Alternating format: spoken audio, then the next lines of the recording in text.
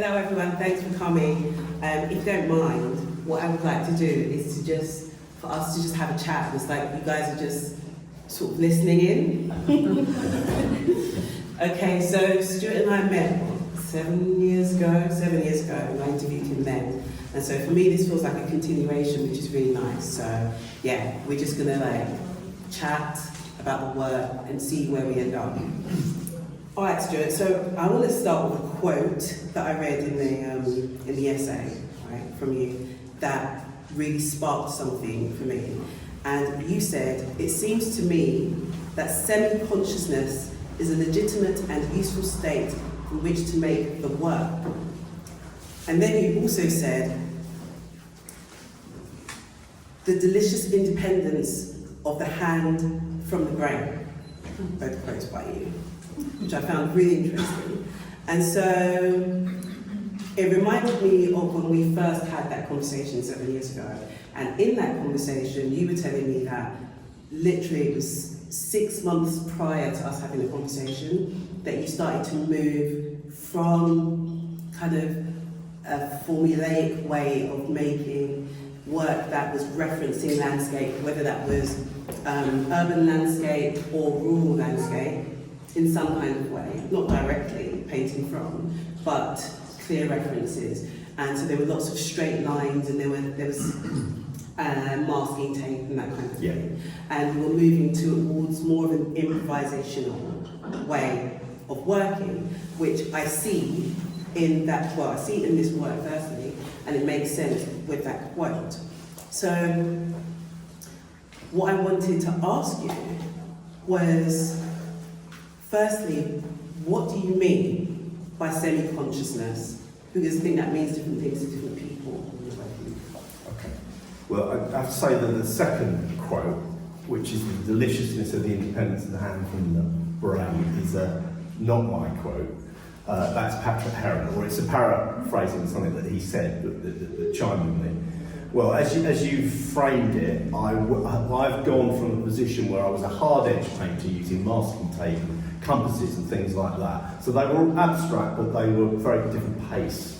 And you can imagine if you're using masking tape and stuff, it's very laborious and slow, and you execute this flat shape and you carefully take away your masking tape and then you put it on the wall, you scratch your chin and what have you. And I just felt that I wasn't tapping into an area of my brain because it was all being raised up to the front, very conscious, which I had actually observed in a lot of my students who were working in a more painterly way. And what I mean by, and I say semi-consciousness, not subconscious, because there is a level of consciousness. You are saying, I'm going to take the brush in this direction. But at the same time, you're really allowing in a sort of irrationality. You know, I should say, if you don't know, I work with the paintings just off the floor. They're horizontal, like a watercolour is. And they're this dimension because I can reach out over to the centre, and beyond. So they connect to my body proportion size. And I think very traditional things like composition are really important to me. And so the relationship of shapes to the edge is very important to me. But you can imagine if you're hanging out over the centre of the painting, it's almost like you sense it in your peripheral vision. But I'm really saying, right, I'm going to go here. And between there and there, I don't quite know what's happening. And then almost impulsively, I might say, well, now I'm going to go around here. So that is a level of where I'm much less conscious of something. And also, if you're working wet into wet, so there's wet paint there already, and you've laden the brush with another colour, what is extraordinary about the brush is it's a tool that's existed for millennia in all sorts of cultures, and we still have it. And it's a way of holding a body of paint and it registering speed and pressure at the most delicate and nuanced of level. So if you're doing that, you've got to commit to it.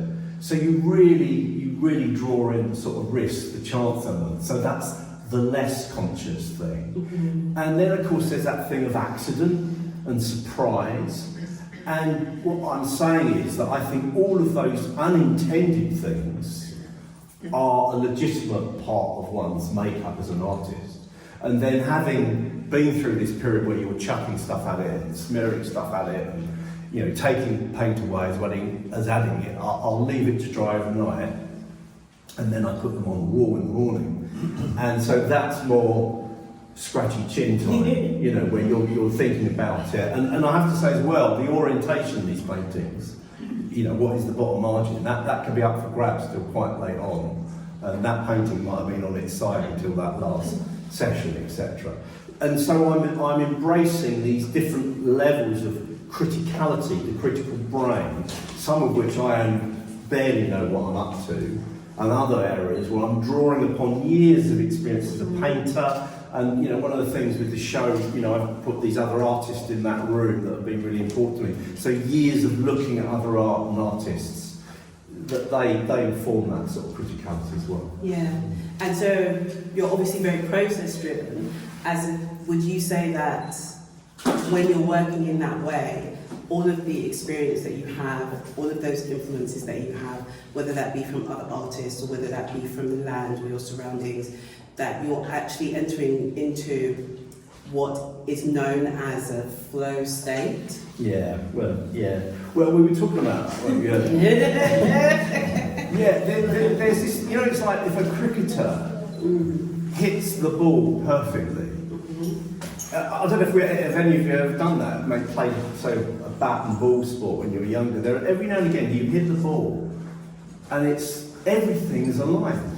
And you haven't necessarily used a huge amount of aggression or speed. It's just that you've met the ball at the optimum moment in terms of your body frame and at the right position on the bat or whatever it is. And it's the most exhilarating thing. It's a sort of, I don't know, a relationship that you have with being alive and in the world. Mm-hmm. And the same sort of thing happens sometimes with paintings. You know, there are the complete opposite moments as well, where I'm going through the process that has led to what I thought has been a successful outcome, and it's disastrous. Yeah. So the delicacy of the check and balance, and you describe it as flow. There are these moments, and we were in front of a painting on the other side of the courtyard. As you go into the room, it's the room on the left, and there's about 3/4 of the surface area is covered in this white, a sort of warm white. And I was just talking to Adelaide about, you know, ladling the brush, and I just remembered that, you know, I was committed to covering a lot of the surface area, so I was committed to losing a lot of quite nice stuff, which you have to. And there was just this exhilaration at the end of it, you know. And I think the analogy maybe with a sports person is appropriate, because some people we've painted in here, and some, but maybe not. But yeah. Maybe we've all kicked a football or we've hit a tennis ball or something, and they're just those moments, and it's fantastic. Would you describe the work as performative, as having some kind of performative element, because it's so physical, you can feel the physicality of the work. As I'm looking at the work, obviously I know that you work on the floor as well, so I can almost feel like, I can imagine you like moving like this, almost like a dancer. Would you describe it as performative? Yeah, I would. I mean, they're like performance apprehended, sort of ossified. And there are layers of these performances as well, so there's that sort of historical element in paintings. And I mean, I think it's one of the reasons that I might work with this gallery, because there's performance artists and photographers and performance artists who apprehend their practice through photography, etc., etc. And this is nothing like that on the surface. But I think you're absolutely right.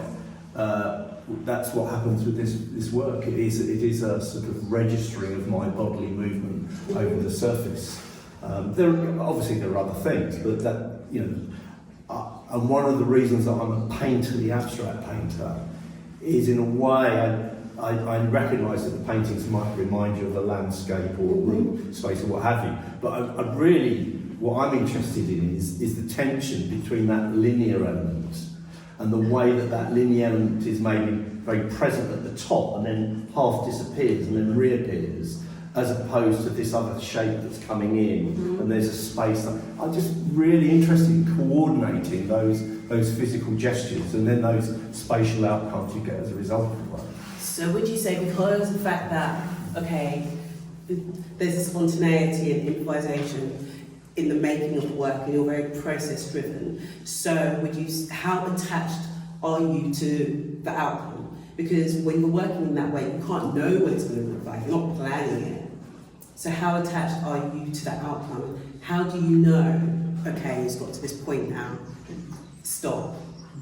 Yeah, that's a really big question. I mean, one can only be hesitant about that. And I'm not saying that is going to happen in this exhibition, but one of these paintings might come back to the studio and you might not recognise it in 6 months' time. I mean, you genuinely, particularly placing something in the public domain, there is a sense of, this is it. And I mean, all those words, when do you know it's finished, when do you know it's resolved, you know, is it complete? It's very hesitant, that. And it's very difficult to answer that question. But what is interesting is that a decision about setting something to one side, and you see it more as a pause rather than it's finished, that thing might inhabit the world and become more and more certain that it's complete. And somehow, the thing that you embarked upon, that process and those decisions about those colours against each other, that's a done deal. Yeah. And one could go on. Of course you could go on. You could go on. I could just make one painting for the rest of my life. Yeah. But there's a point where you say, probably the best thing, I'm really interested in the relationship, for example, say for these blues against this funny magenta colour. Yeah. I think what would be better if I start a new one. Yeah. So that there's a suite of paintings around that particular colour proposition. Hold my hands up, it's far from certain. And I have put paintings in the public domain and they haven't sold, and I've got them back to the studio. Not because they haven't sold, but I've decided that painting needs to go on. But, you know, the creative world is full of playwrights who sit at the back of the theatre and watch early performances and adjust those plays. Composers hear their work played in concert halls and they radically reorganise those compositions. So it's quite normal. Is that recorded then? So if you do that, you've had an exhibition, it's been worked there, it hasn't sold, you've got it back to the studio, and then you've worked on it and it's become something else. Is that process then recorded so that whoever then ends up with that painting in the future knows that this is the journey that this painting has been on? Or once it becomes something else, is it just that something else? I err on the side of that. Yeah. It's just become something else. I mean, the great thing about the mobile phone is you can click and you've got some sort of visual record of it. And as a conversation thing, that might be an interesting point to raise about a particular painting. But I think in the end, you know, that's the object. That my authorship, my critical judgment in terms of the arrangement of that particular composition, that's now it. Yeah, interesting. Okay, so now this exhibition and the title of it, firstly I want to know why that title, and then I want to go on to the names of these works that nobody in this room can pronounce. Okay, so can you please explain the titles? Well, firstly, the name of the exhibition, and then we'll move on to the title. Well, I was talking with Freddie about some underpinning ideas that the show might represent, and improvisation was clearly a really important aspect of the work. And I just playfully started looking on the internet around the word improvisation and, you know, a thesaurus, you know, in relation to that word. And then I got chasing after poems. And there was a particular Edwardian poem that had a line in it. I mean, I was surprised actually this idea of improvisation was being discussed in that way in the Edwardian period. But anyway, this poem was. And there was a phrase in it about letting a kerchief fall. And I was really interested in that image of a handkerchief falling and the configuration, the chance configuration that it might take up. But you know, as I've said, I've never used the word kerchief in my life, and it seems so historicised and just inappropriate, really.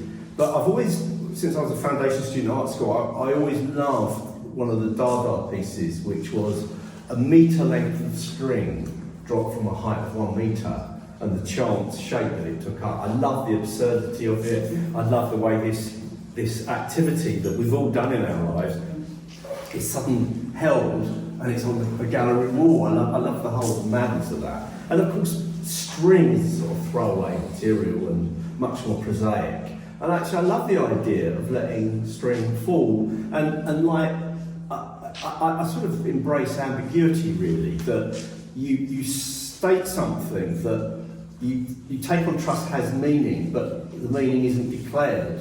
And so the audience can inhabit that space themselves. So it was like creating a space between the title of the show and the works themselves, that people might think, yeah, there's obviously a reason for that, but it doesn't quite declare itself, so you speculate about that. But in terms of names... Which people have been speculating about. Yeah. And they are names, they're not titles. Okay.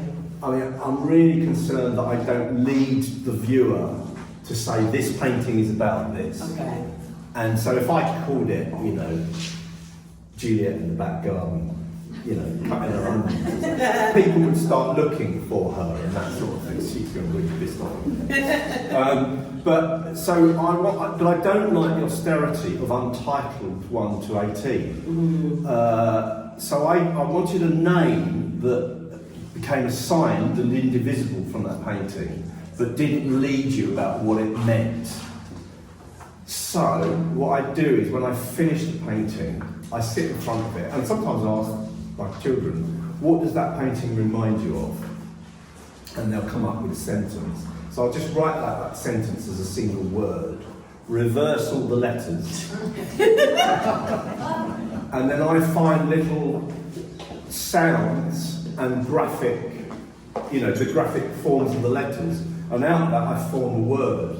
Wow. So the word has a relationship with that individual painting, but it's very playful and it's now very separated.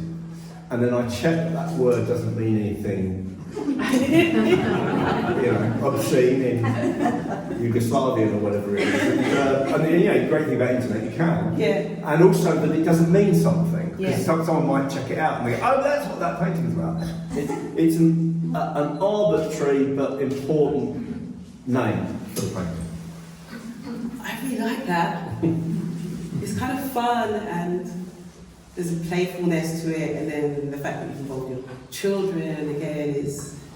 Yeah, you know, you've sort of been doing it for a while. You start to develop these tactics that, you know, you try a hat on and you think, no, that don't really fit, does it? But there are other hats you try on and you've worn them for a while and you think, yeah, that will do, Yeah. that's fine. Yeah. And it's a bit like that. I mean, if you look at there's 2 little paintings on that wall at the back, and I think it's the one that's called, it's got a P and a T at the start. Teo Saki. If you take the P and you put it on the end, you'll see the word Picasso in reverse. Is that sort of gambit? Because I was thinking of Picasso's variations on Manet's Inspiration. That was why it was all blues and rouges. Ah, okay. Yeah. Talking of other artists, you've got some other artists over there. What's your relation to those artists? Why those artists? And why other artists in your solo exhibition? Well, when we were discussing, Trini and I were discussing the show, there's a room that's thought of as a bit of a project space or something that isn't assigned to an exhibition. Invariably, I think video is played in there. And we were just talking whether we were going to use it at all. And this conversation grew up about maybe would we have something that isn't the exhibition but is placing it within a context. And I mean, I've always been interested in art history. I think it's been very informing in terms of my own development. I mean, it's not very sexy at universities at the moment, art history. Everybody's into theory. I mean, I like art history because I like the way it places visual objects at the fore. And I think it's quite useful to have that sort of historical perspective on things. And I was brought up with that from art school. And then, so in the room are some artists that have, historical figures that have played a developmental role. You know, I mean, Bonner, for example, okay, it's a black and white drawing, but I mean, you know, it's lucky we've got a black and white drawing here because the presence of a real object. We could have had a reproduction of a painting, but it's really the paintings and the colour relationship of paintings that why he's been important. And that, you know, I think we've written it in there. And then there are people like Alfred Stockham, he's my tutor at art school, and he was really important. Bert Irving was a guy that I met in London, and he was incredibly generous to me, and he was fantastically important. So there are people that have been teachers through my relationship with them as people and their work, and then there are historical figures. Okay. Yeah. Okay. And just going back to the works here in this room, right? How have you, when you decided to do this exhibition and you started speaking to Close, started speaking to Freeney, how did you decide that this is the collection that I want to put together for this exhibition? What's like the common, I mean, I can see common themes, but for you, what is the thing that ties all of them together? One of the things are quite arbitrary in that a body of work's been made in the last 18 months, so it's a relatively narrow time frame. They explore the proposition of my practice in a rangy way, but I hope that there's a coherence to them as a body of work. And then actually when you hang a show, it's almost like making a painting. You know, you're saying, well, we're going to have that one over there, because it sort of balances out something that's over there. Yeah.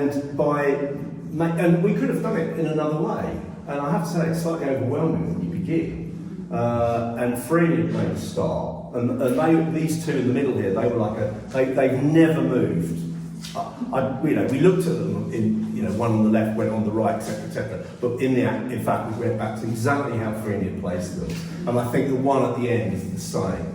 But then you just start playing patterns with the work. And I think that's particularly appropriate with paintings like this, which place visuality at the fore of, what the drive behind them.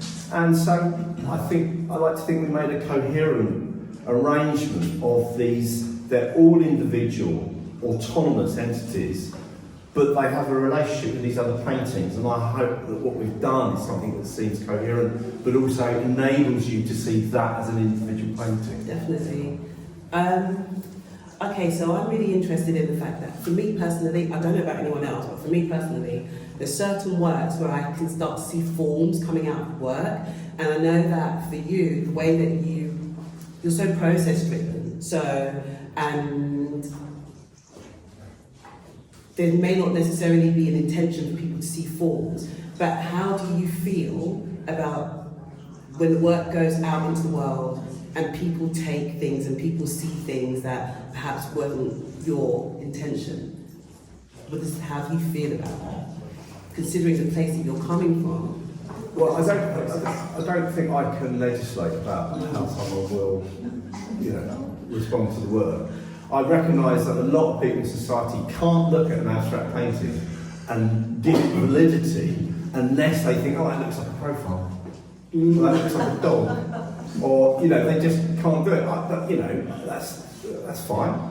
I see profiles in things and what have you, but that's not the purpose. One of the things that I do feel that the work has, which is beyond itself, and what I would say about that is, I don't intend that this will be related to anything beyond itself, but I recognise that it has a relationship with the world beyond the studio, and actually there's an interesting cyclical relationship in the sense that I'll do something in a painting that alerts me to things in the world, and those things in the world then nourish the practice. Yes. So I think there is a relationship beyond themselves, but the intention from me is not that. Okay.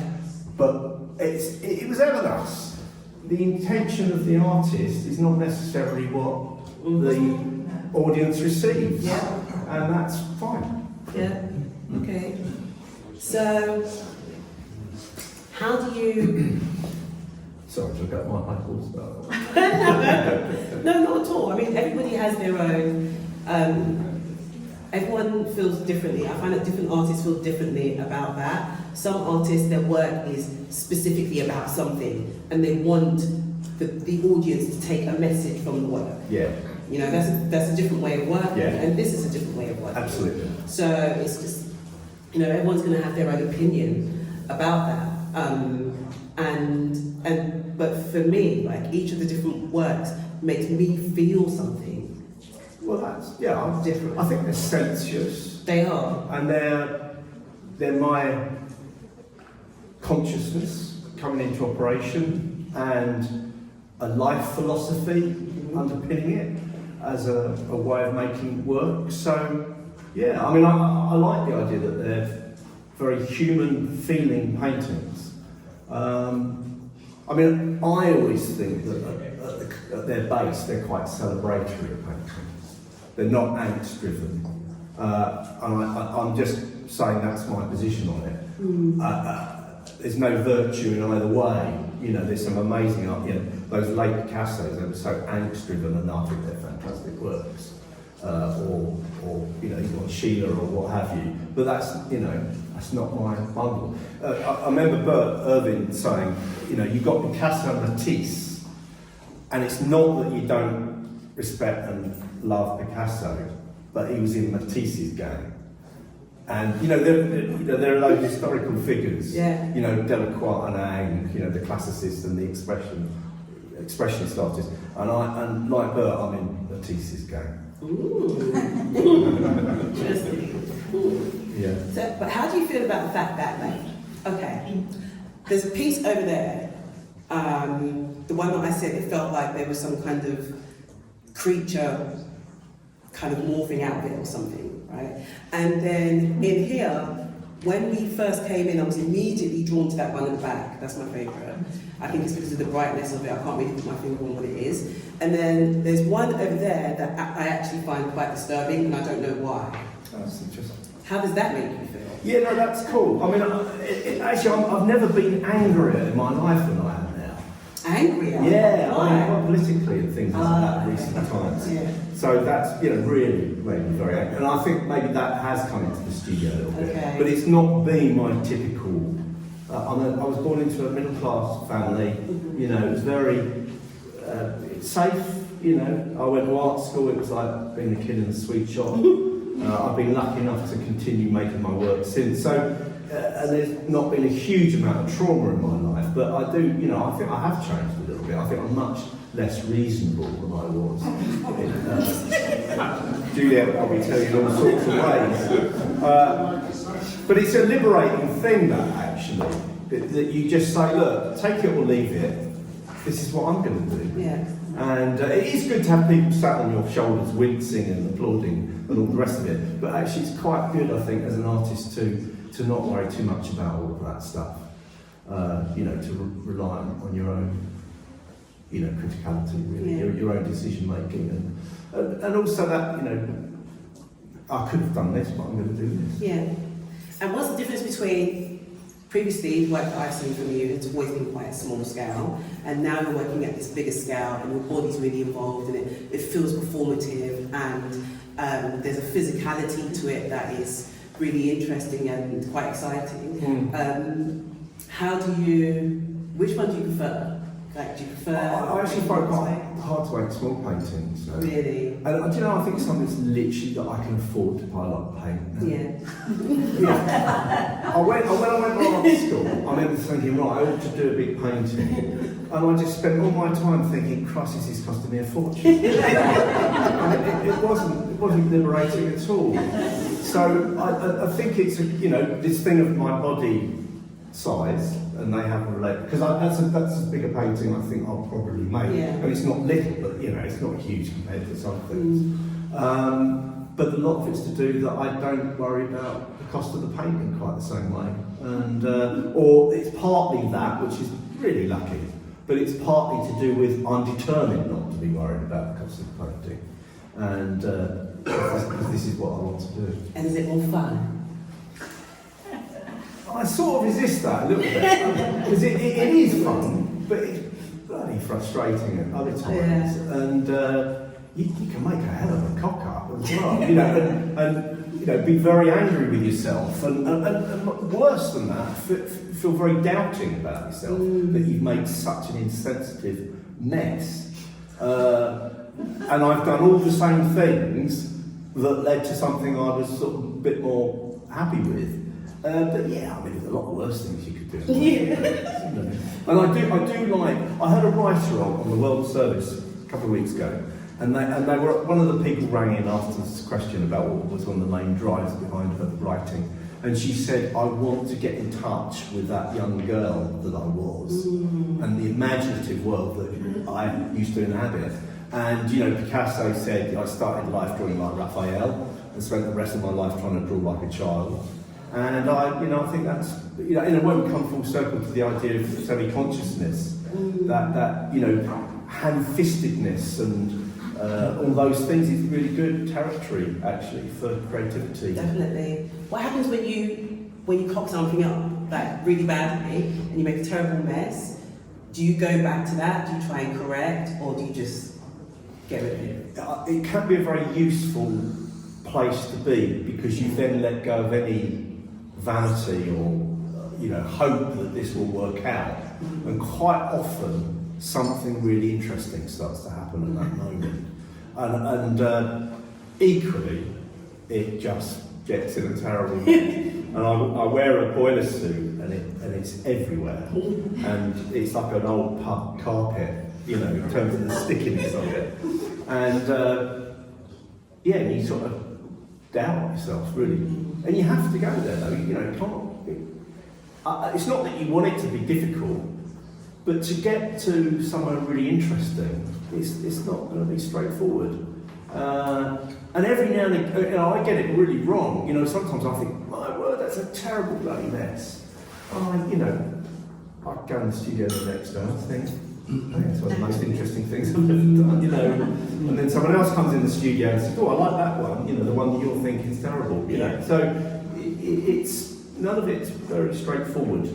And usually there's at least a medium time frame, I think, is required to judge something. Because equally, I think I've done something marvellous. I am.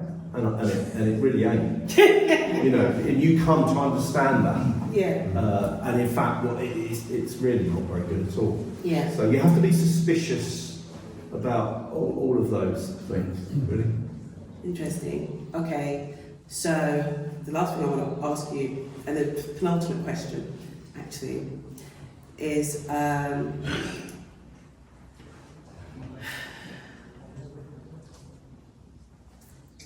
well, firstly, looking ahead, what directions or where do you see your work going into the future? Because at the end of the last interview, this is what we said. You said, it's on YouTube, by the way, so you can just look it up. It's really interesting because it was at that point that we were talking about this beginning of your journey with improvisation, right? Mm-hmm. And you said at the end of it, I'd be really interested to see where this goes in a few years. Mm-hmm. And here we are, here. So... Mm-hmm. Well, I think what that proves is I haven't got a clue where it's going. No, I can't, you just cannot conceive of it, really. Was it nothing dates faster than people's ideas about the future? I imagine that I will be working in a similar vein. I'm really interested in the territory I've identified, but that could change. You predetermined it though. It was almost as if you predicted it. Because you were just starting to explore it. Literally in that interview you said, 6 months ago I started more experimenting with improvisational techniques and I don't really know where it's going to go. It would be interesting to see where it ends up in a few years' time. And it's gone from this experimentation in a small scale with improvisation to this.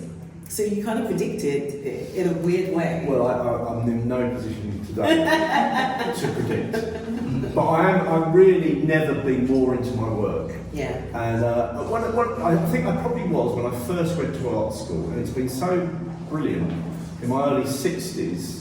And I think I've got my health to be involved in an area that I'm really fascinated about. and want to continue. And I've got the health to, certainly for the next few years, to do it. So I just really want to mine this seed. Yeah. Okay. So now, I would really like to know. What football team do I support? No, there's no football talk right now. It's not allowed. Yeah, well, I'm going to talk about it anyway. Good. So, what advice would you give to aspiring abstract artists? What, particularly abstract just one? beginning their journey? I mean, we'll start there and then. Well, well, firstly, I would say you're not involved in a sexy area of painting practice. Yeah. It's not what's thought of at the moment as the cutting edge, whatever that means. So I'd say stick to your guns, because if you chase after a bloody fashion, just as you arrive, it's moved on. Yeah. All right, so wait for it to come back round and you'll win. But really, all you've got to do is identify what you're interested in and make the work an inquiry into that. Yeah. And the rest has got to take care of itself. Yeah. And, there's as much to be feared with success, because, other things start to persuade you, as there is in anonymity. And I remember Alf Stockham, my tutor, saying, anonymity, that's what you want. And I thought, what's he on about? I want to be really famous. But I know what he means, because there are burdens of expectation that are beyond the work that are terribly distracting. Yeah. And identify what are the tenets of what you're interested in, and see the work as an inquiry into that territory, not as a manufacturing of objets d'art that go on nice people's walls. I think that's a great note to finish on. But just before, finally, what's it been like to work with Freddie and Close? So this is so gorgeous. Do you want the honest answer?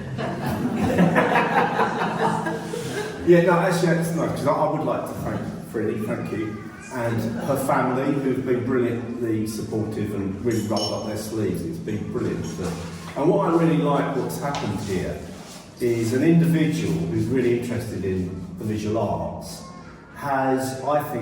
is making a contribution to the area and is showing work that is a bit more challenging than some people might encounter, and she's done it because of her convictions about it. Yeah. So it's great to rub shoulders with human beings like that. Yeah. Kudos to you, Freddie.